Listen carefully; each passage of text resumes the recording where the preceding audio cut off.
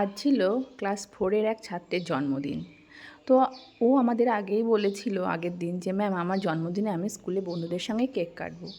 আর ওর এই সুন্দর ইচ্ছাটাকে আমরা না করতে পারিনি, বন্ধুদের সঙ্গে কেক কাটবে স্কুলে এসে। ও আনন্দ পাবে, বন্ধুরাও আনন্দ পাবে, জন্মদিন তো একটা বিশেষ দিন।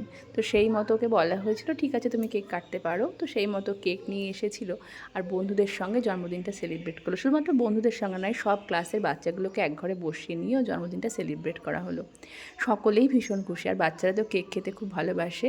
ওর কেক কাটার পর সমস্ত বাচ্চাদেরকে কেক দেওয়া হলো, আর ওকে উপহারস্বরূপ একটা রং পেন্সিল দিলাম আমাদের স্কুল থেকে, আর একটা চকলেট, আর সব বাচ্চাদেরকে 2টো করে টফি দেওয়া হলো।